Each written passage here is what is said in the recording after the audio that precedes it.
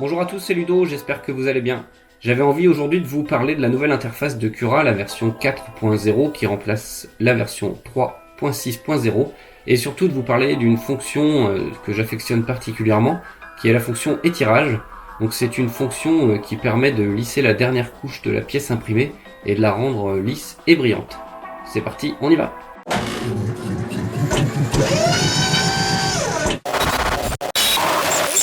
Pour commencer, on fait un tour sur la nouvelle interface de Cura.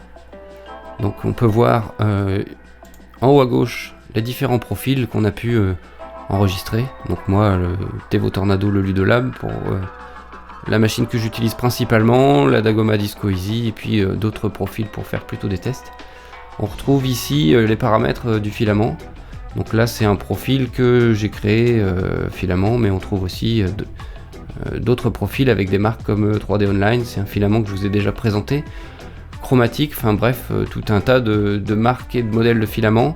Et puis vous pouvez aussi, comme on pouvait le faire sur la version précédente, gérer ses propres matériaux en définissant le nom, la marque, la densité, donc le diamètre, le coût du filament et le poids, ce qui va permettre de faire des calculs de coûts et de matière utilisée dans Cura. On retrouve ensuite le tableau avec tous les paramètres. Donc là une partie est repliée, mais je peux les déplier. Donc voilà, ça permet de libérer l'écran et d'avoir quelque chose d'un peu plus soft. Quand on clique dessus, il est rabattu. Alors j'ai designé une petite pièce, un cube en gabarit pour faire les essais et vous montrer ce que ça va donner avec la fonction étirage. Donc là on a la pièce brute, on peut toujours se déplacer avec les touches gauche, droite, haut et bas, on déplace la caméra. Quand on clique sur la pièce, on peut toujours faire des mouvements, déplacer, donc selon les axes X, Y et Z, mettre à l'échelle, donc augmenter ou diminuer la taille de la pièce, faire une rotation de la pièce, un effet miroir, une symétrie donc, paramètres par modèle, donc en fonction du modèle, si on en a plusieurs, on pourra choisir des paramètres différents pour l'impression. Et puis le dernier qui permet de bloquer les supports. Le découpage, donc ça va slicer la pièce. Donc on voit que la pièce va mettre 23 minutes à s'imprimer, elle va utiliser 2 grammes de filament, ce qui correspond à 0,78 mètres.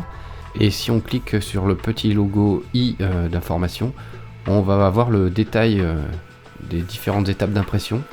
Donc là on peut voir que la couche extérieure va mettre 6 minutes et va représenter 28% de la pression. On va avoir 1 minute de déplacement qui correspond à 6% d'impression. La jupe 1%, les parois externes 9 minutes et 39%, le remplissage 5 minutes.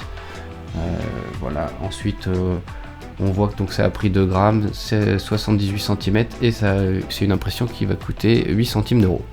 Ensuite, si on clique sur aperçu, on aura la possibilité de visualiser soit par rayon X, soit en couche la pièce, et puis de faire apparaître ou disparaître les différents les mouvements d'extrusion, les déplacements hors extrusion, les supports, l'impression des coques et les remplissages. On peut aussi, avec le slider, visualiser les couches une par une. On peut retourner sur l'onglet préparé ou bien sur celui de l'aperçu très facilement puisqu'ils sont placés en haut au centre de l'écran. Voilà, c'était un petit tour rapide du propriétaire de la nouvelle version Cura 4.0. Si jamais vous voulez un peu plus d'informations sur cette nouvelle version, vous pouvez aller voir la dernière vidéo de Bentech qui a fait une review détaillée sur cette nouvelle version Cura et qui donne ses impressions. Vous trouverez le lien de sa chaîne et de sa vidéo dans la description. Revenons à ce qui nous intéresse, donc la fonction étirage. Donc pour l'activer, il suffit d'aller dans configurer la visibilité des paramètres. Et là vous tapez étirage.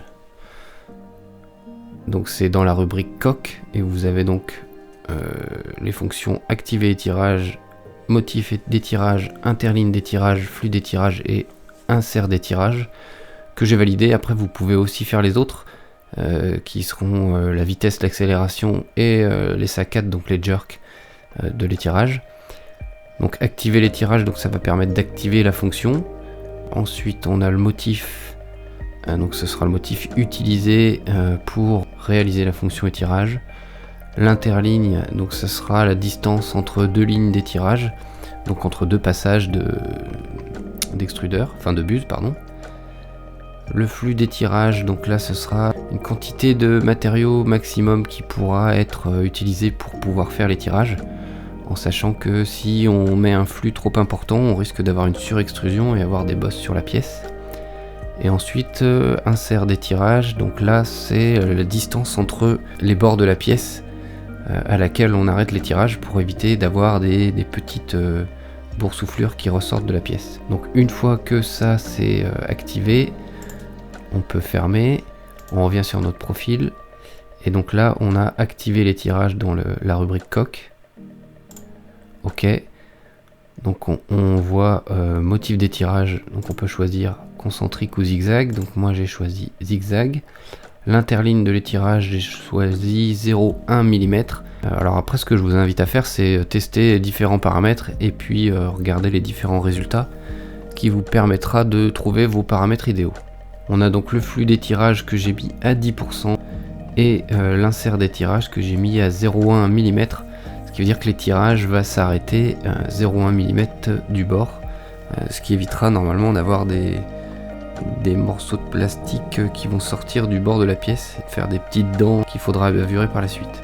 Voilà, une fois que tout ça c'est fait, on peut refermer, découper, enregistrer la pièce et on se retrouve juste après l'impression.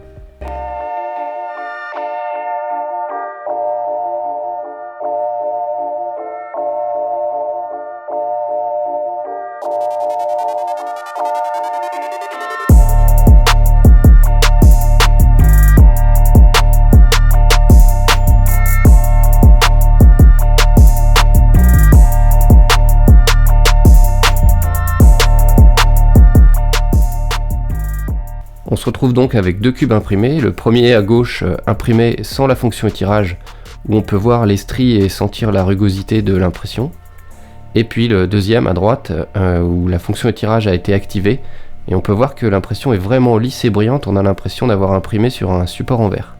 Voilà, vous savez maintenant comment obtenir une dernière couche lisse et brillante sur vos impressions.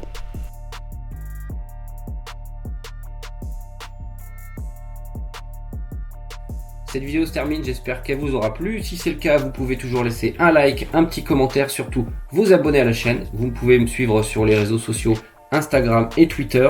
Vous pouvez aussi aider la chaîne en allant visionner une petite publicité sur Utip ou sur Tipeee, ce qui me permettra de gagner quelques centimes d'euros et de financer de futurs projets. On se retrouve bientôt pour une prochaine vidéo. D'ici là, prenez soin de vous, portez-vous bien et n'oubliez pas, c'est en faisant qu'on apprend.